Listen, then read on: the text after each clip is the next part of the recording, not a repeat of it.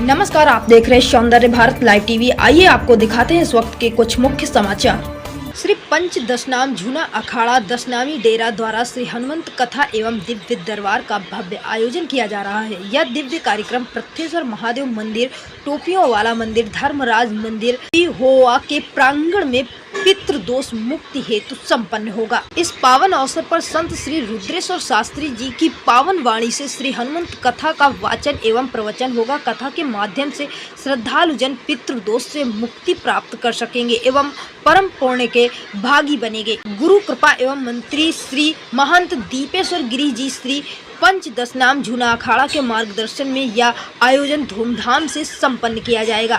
आयोजक मंडल ने क्षेत्र के सभी धर्म प्रेमी श्रद्धालुओं से निवेदन किया है कि अधिक से अधिक संख्या में पधार कर इस भव्य आयोजन का हिस्सा बने एवं श्री हनुमान जी के दिव्य आशीर्वाद के पात्र बने। देखिए ये खास रिपोर्ट। यह प्राप्त किया और उसी लिए अपने मुखार बिंद से भक्तों का उद्धार करने के लिए यहाँ आए हुए हैं। बेवा तीर्थ नगरी में ऐसे दिव्य महापुरुष हमारे बीच में आए हैं। हम उनको यही कहेंगे सभी के कष्टों का निवारण हो, ऐसी कथा से अपने मुखार बिंद से भक्तों को करें। तो स्थान कौन सा है जी? ये स्थान श्री पंचदशनाम झूना अखाड़ा श्री बाबा पृथ्वीश्वर महादेव मंदिर, टोपियों वाला मंदिर से जाना जाता है, जो कि श्री पंचदशनाम झूना अखाड़े के अंतर्गत आता है।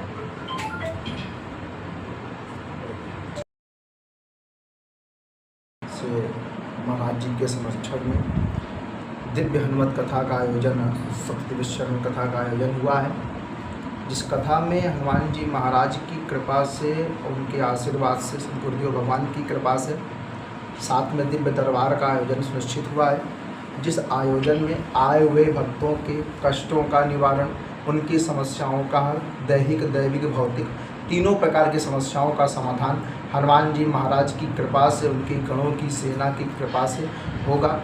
तो जो महाराज जी ने धर्म के प्रति और पिहोवा एक बार और भी आ चुके हैं, दूसरी बार आए थे, तो यहाँ के भक्तों ने भी कहा महाराज जी कथा होनी चाहिए। तो दरबार एक दिन का था, उसके बाद बहुत से लोग वंचित रह गए थे दरबार से।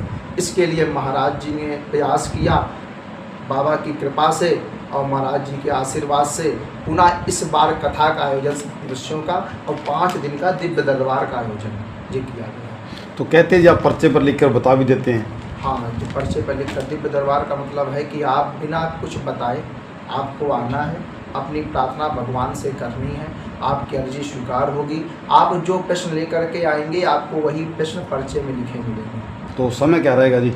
10 बजे से प्रातः 12 बजे तक दिव्य दरबार की चर्चा होगी, क्या महत्व है इसका? सर्वप्रथम तो हनुमान जी की चर्चा है तो कथा का धर्म है, कथा का कार्य है, कथा के माध्यम से हिंदू परिवारों को जोड़ना और धर्म की राह पर चलना, संतों का महापुरुष छतरी निकालते हैं, तो वो क्या विषय है? वो विषय ये है कि आप अपनी जो मनोकामना, अपनी जो इच्छा लेकर के आएंगे, हनुमान जी की कृपा से प्रेरणा हो जाएगी तो आपकी अर्जी स्वीकार होगी। तो आपका जो प्रश्न होगा आपको प्रश्न के उससे उठाया जा सकता है कि उससे भी, आपके गाड़ी के नंबर से भी, आपके आधार कार्ड के नंबर, जिस समय जो प्रेरणा होती है उस प्रेरणा के अनुसार आपको बुलाया जा सकता है और आपके प्रश्नों को बताया जा सकता है। और प्रश्न के आपको जो लाभ है वो 40 दिन में आपको, अगर उस काम को करते उपाय को करेंगे तो आपको 40 दिन में उसका लाभ प्राप्त हो जाएगा। तो कब से कर रहे हैं, कब से दरबार लगा रहे हैं? दरबार में लगाते हुए 9 वर्ष हो। तो इससे पहले कहाँ तक आप दरबार लगा चुके हो? सबसे पहले तो कानपुर से भी प्रारंभ किया है, MP में भी दरबार लगा चुके हैं, छतरपुर में, और भिलवाड़ा जिले में, राजस्थान, जयपुर, महाराष्ट्र, और पिहोवा में भी, कुरुक्षेत्र में आपके ये दूसरी बार दरबार लगा कर उनके पास। तो एक आप बता रहे थे कुछ समय पहले कि कुछ आरोप लगते थे, लोग गलत भी बोलते थे आपको कि जी, पहले क्या होता था कि मैं पर्चा नहीं बनाते थे। अब ऐसे आश्रम में बैठे थे तो लोग आते थे कि महाराज जी ये दिक्कत हो गई है, ये समस्या, तो उससे हम कहते थे तुम्हें ये समस्या है, इसका जाकर के जो उपाय कर लो तुम्हें लाभ मिल जाएगा। धीरे धीरे थोड़ा बढ़ते चले गए तो कुछ टांग खींचने वाले गंभीर विरोधी आ गए। 2-4 ऐसे लोग भी आए तो उन्होंने कहा मेरा क्या प्रश्न है, उनका जब प्रश्न बताया तो फिर हमारा ये प्रश्न नहीं। उससे हम बड़ा परेशान। अब क्या करना चाहिए, तब मन में बड़ा विचार किया तो अपने इष्ट से प्रार्थना करी, गुरुदेव भगवान से प्रार्थना सभी से पूछे। तो उन्होंने कहा एक काम किया करो, जो कोई प्रश्न पूछने आया करे उससे पहले उसके प्रश्न तो पता चल जाते हैं, उसको लिख लिया करो। उसके बाद उस प्रश्न को पता उससे पूछ लिया करो, उसका उस पर्चे को उसको दे दिया करो, इस पर्चे में जो तुम्हारे प्रश्न लिखे यही लिखे कि नहीं। इससे दो लाभ हैं कि बचे रहेंगे, कल को कोई झूठ नहीं कह सकता, फंसाने वाली दुनिया पड़ी है, बगल वाला फंसा देता है आजकल उठने के लिए, तो इसलिए ये काम करें। तो ये साधना कहाँ से आपने सीखी है, किससे प्रेरणा हुई है? साधना सन 2014 से प्रारंभ करी हमने। ओरछा में महापुरुष हमको मिले थे, उनके माध्यम से हमने साधना प्रारंभ करी। धीरे धीरे साधना की बढ़ोतरी करते गए।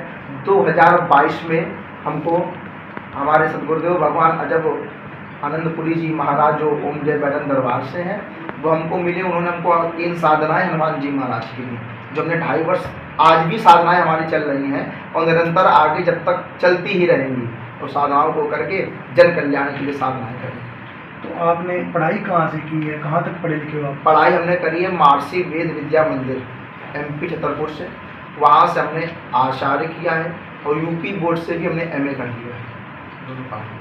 तो धीरेन्द्र शास्त्री का बड़ा नाम है, पर्चा निकालने में बोलते हैं, कहीं ना कहीं फॉलो करते हैं उनको? बिल्कुल, क्यों बड़े भाई के समान है। उसका रीजन है कि कुछ अच्छी चीज़ें सीखने को मिलती हैं, आगे अपने लिए भी कुछ अच्छा सीखने को मिलता है, और उसके बाद अनुभवी हैं, हमसे पहले से कार्य कर रहे हैं, उस चीज़ को कर रहे हैं। हनुमान जी की विशेष कृपा, हमसे बहुत ज़्यादा कृपा है हनुमान जी महाराज की, इसलिए फॉलो भी कर रहे हैं। और फॉलो करने के साथ साथ ये कहा जाए तो एक बड़े भ्राता के समान उन लोगों की कृपा भी हम पे जरूर बनती होगी। आपका दरबार कहाँ पे है? वीरेश्वर धाम कानपुर। यहाँ पे भी दरबार लगाया जाता है, किन दिनों में लगता है दरबार? आश्रम में दरबार शनिवार, रविवार, सोमवार और मंगलवार को लगता है। कानपुर में है तो लगता है, अन्यथा मंगलवार शनिवार तो लगता ही लगता दरबार है। अब इसे यहाँ पे आ गए तो नहीं कल दरबार लग पाएगा, फिर भी हवन विभूति इत्यादि चीज़ें वहाँ लगे हुए आचार्यों के माध्यम से मिल जाती हैं। हवन चलता है, निःशुल्क दरबार चलता है। आज तक हमारे आश्रम से किसी से भी 1 रुपये नहीं लिया गया, और जो रुपए वहाँ चलता है आकर के, वो रुपए भी पूरा आचार्य जी लोग समेट करके लास्ट में जो माताएं रहती हैं उनको बांट दिया जाता है। आज तक आप कानपुर जाकर के पता कर सकते हैं, आज तक हमने किसी से भी 1 का सिक्का नहीं लिया है। और जो रुपए देने भी आता है काम पूरा होने के बाद उसको भगा देते हैं। आप जाकर के आश्रम में पता कर सकते हैं। तो ये स्थिति कैसे बनी कि आप इस लाइन में आ गए? आजकल तो लोग बहुत धर्म से भी दूर हो रहे हैं जी, नहीं जाते इस लाइन में। नहीं जाते इसलिए तो आए हैं, भीड़ बहुत कम पहली बात तो, हाँ, और क्या हर जगह कंपटीशन है, और उसके इसीलिए यहाँ पर आए कि कोई कलयुग है, इसका प्रभाव है, कोई इधर जाता है तो उधर जाता है, तो हमको लगा इधर यहीं इधर ही आओ ज़्यादा अच्छा है। और ये कुछ पैतृक भी होता है, कुछ पूर्वजों की कृपा भी आप पे हो, सबको नहीं मिलती ना। हर व्यक्ति को धन मिल सकता है, पहले सुत दारा और लक्ष्मी पापी घर भी हो। भाई धन तो आप कमा सकते हो, अच्छी पदवी मिल सकती है, मकान बना सकते हो, तो पापियों को भी मिल जाता है। राम कृपा, तुलसी, संतों का आशीर्वाद सबको नहीं मिलता, तो प्राप्त हुआ है, इसलिए राम जी के।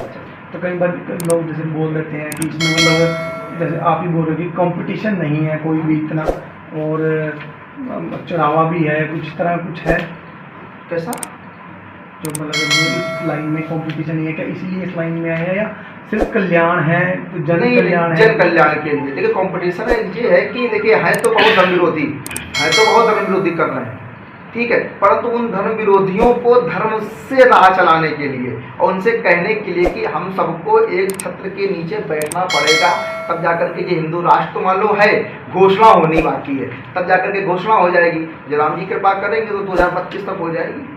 तो आपके वहाँ तो जैसे योगी जी हैं वहाँ पे जी, तो क्या उनका जो राज है, मतलब जो शासन वो चला रहे हैं वहाँ पे जी, और एक आप भी बोल रहे हो कि हिंदू राष्ट्र होना चाहिए। नहीं, हिंदू राष्ट्र है, हमारे अंदर होना चाहिए। हिंदू राष्ट्र आज से नहीं जाने कब से हिंदुस्तान हिंदू राष्ट्र है, हमें हिंदू राष्ट्र बना है, सिर्फ लिखवाना भर है कि हिंदू राष्ट्र की घोषणा हो जाए, बस इतना करा। हिंदू राष्ट्र तो है वो, और क्या बताइए, आप हिंदू राष्ट्र हैं, भगवान है, आप तो हिंदू राष्ट्र तो चल ही रहा है, बस घोषणा उसकी हो जाए कि हिंदू राष्ट्र हो चुका है।